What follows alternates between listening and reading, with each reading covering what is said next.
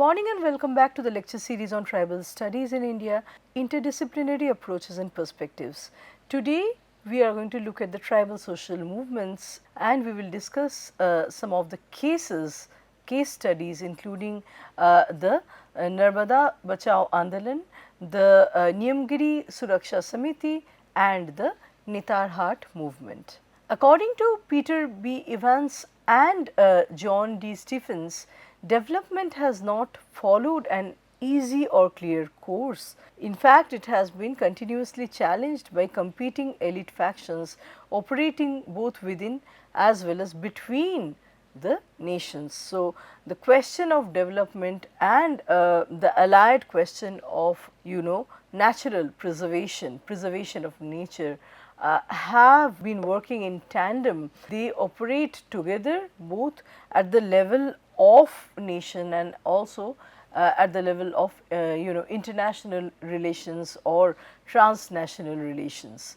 Amita Bhaviskar writes in her work In the Belly of the River, which came out in 1995, that the attempts by the elites to exploit populations under the banner of development, progress and development has been met with opposition and continued unified resistance from the marginalized people including the tribes. Within India's numerous struggles that question exploitative forms of development, so called development, resistance through social movements has become a subject of growing scholarly focus in the last 15 years.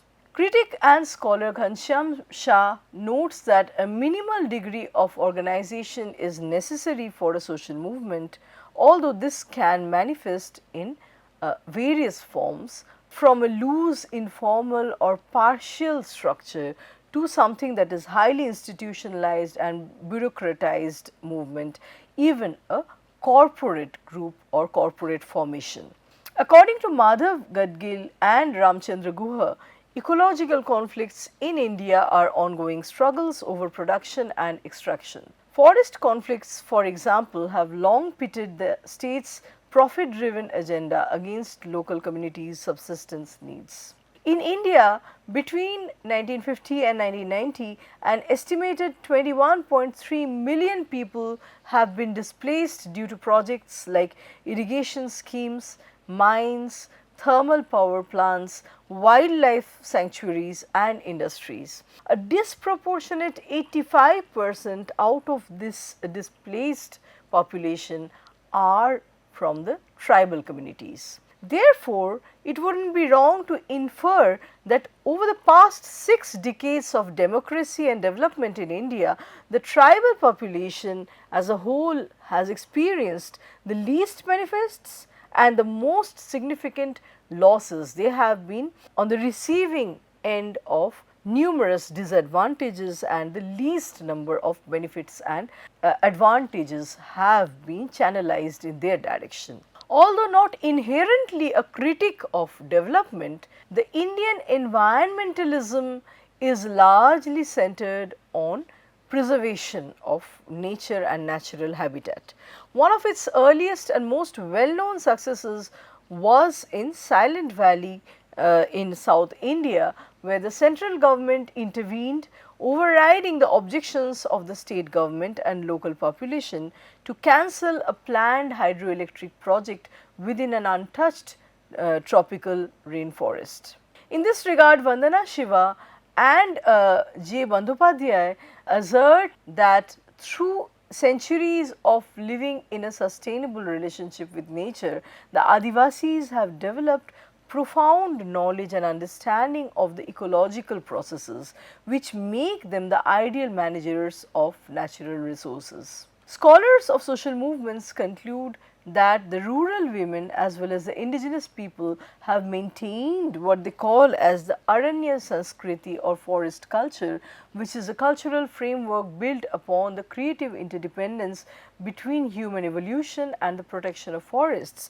This is once again to remind, to hearken back the basic tenets of any tribal religion or spiritual practice. At the heart of any tribal religion is preservation of nature, because they consider the different aspects of nature, the flora and the fauna, as their deities, and so they worship them. Their religion is premised on protection of nature and natural objects.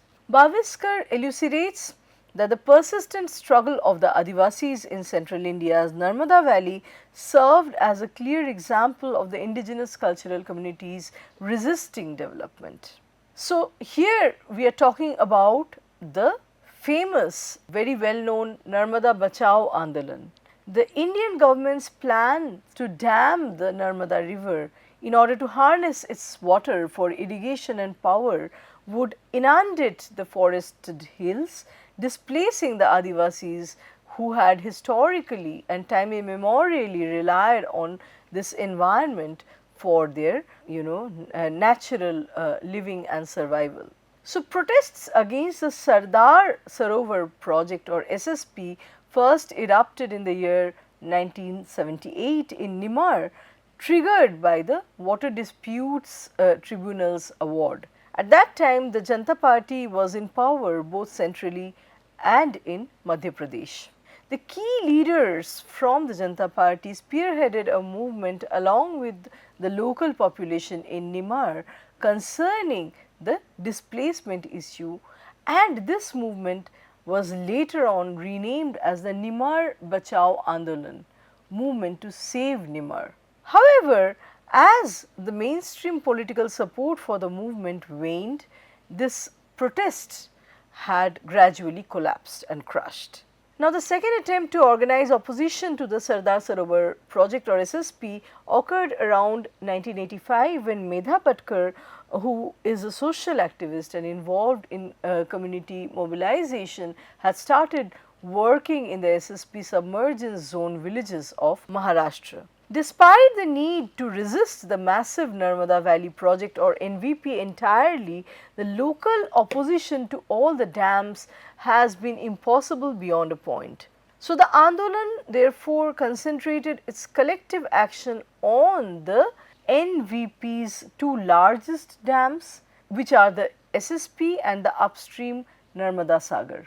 The Andolan's initial strategy was to organize affected populations to advocate for proper rehabilitation without contesting the project's overall validity. However, the obvious impossibility of the state to adequately resettle all those people that were displaced as a result of these dams, coupled with other concerns about the project, led the Andolan to adopt a position of total rejection, which was famously articulated through the slogan, "Koi nahi hatega, bandh nahi banega." No one will move, the dam will not be built. The Andolan also got help from the Western NGOs that pressured the international financial community to stop supporting the SSP. In the year 1989, for instance, 3 US environmental NGOs, the Environmental Defense Fund, Environmental Policy Institute as well as National Wildlife Federation had urged the US Congress to make the World Bank withdraw its SSP funding.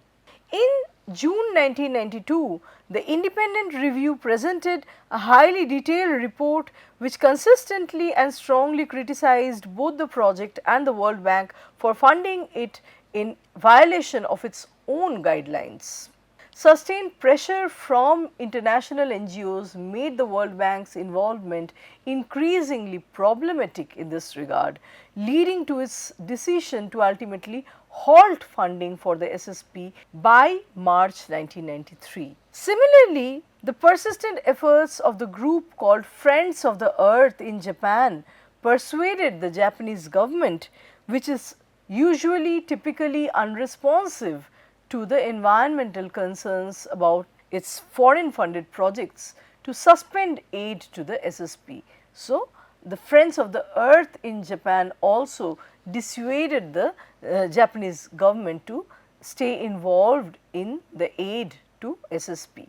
The dam served as both an instrument and a symbol of development, and yet the concerned movement, the Narmada Bachao Andolan, against this dam represented cultural resistance by the local people and a contrasting approach to this question of development. So, the alternative vision of development that was coming here would be motivated by the Adivasis or the indigenous local populace and their very method of political engagement, which is a decentralized community based mobilization that questions the state's sole right and monopoly to act for the people without even consulting them.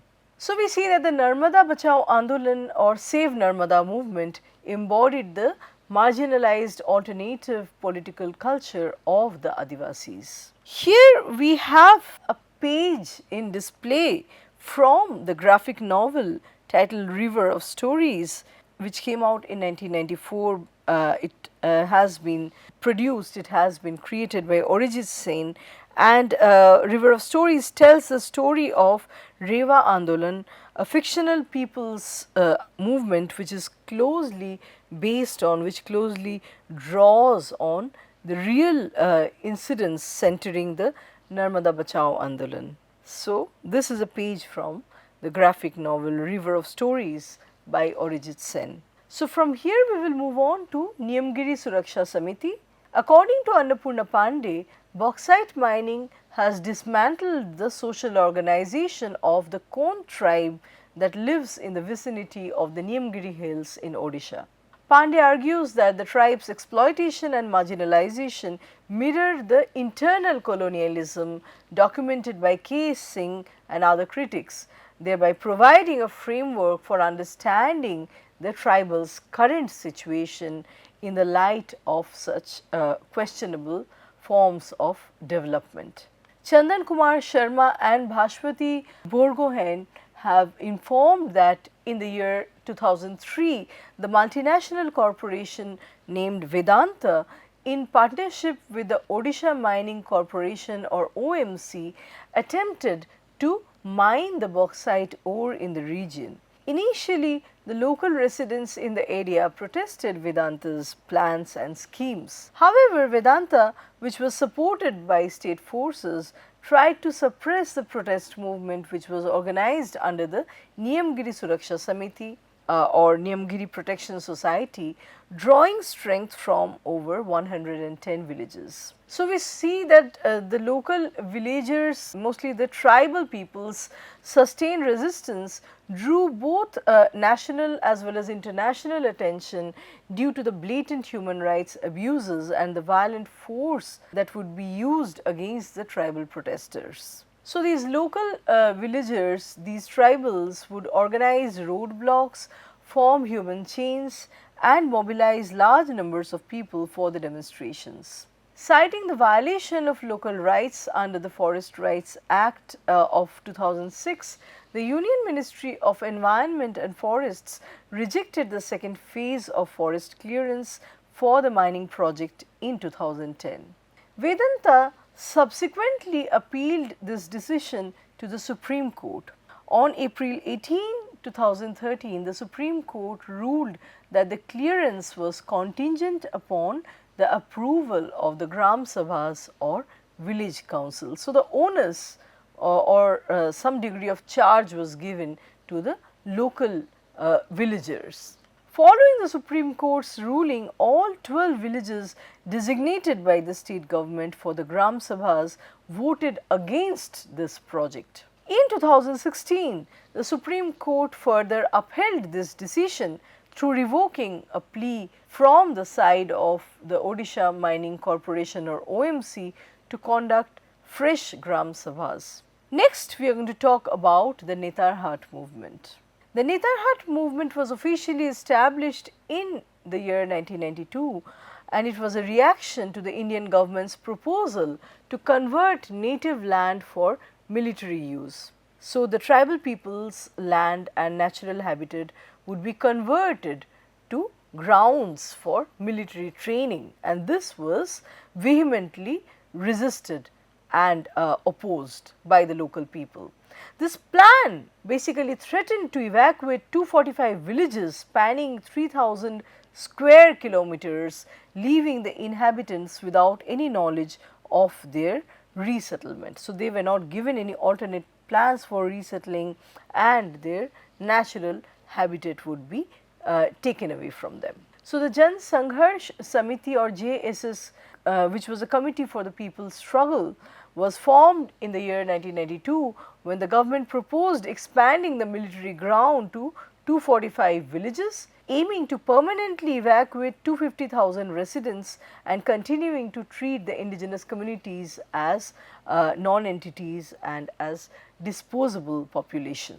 Appearing 2 to 3 times a year, the army would often begin its artillery exercises with little to no advance notice to the community leaders, sometimes arriving just days or even hours beforehand. So, without any notice, the army would come to the ground and it would seriously disrupt the lives of the local villagers. These exercises would then persist. The army exercises, the army practices would persist for weeks together, requiring the local people to evacuate to the adjacent forests, enduring extreme heat in the summer and heavy rains during the monsoon. Their daily routines would be severely disrupted, as they would have to hurriedly return home to cook meals during the army's intermittent breaks from firing.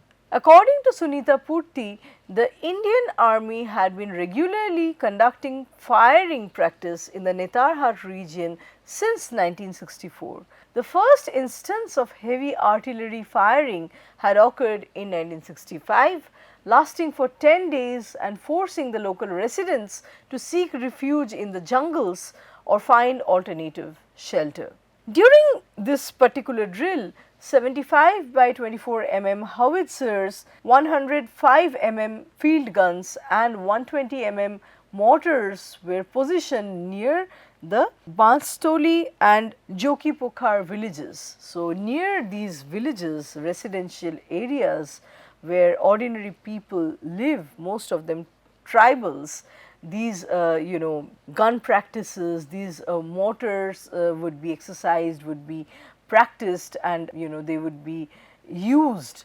So, the shells fired would reach altitudes of up to 23,000 feet before landing 12 to 15 kilometers away in very close proximity to the villages of Shakhaupani, Khairipat and Polpolpat in the Bishnupur block.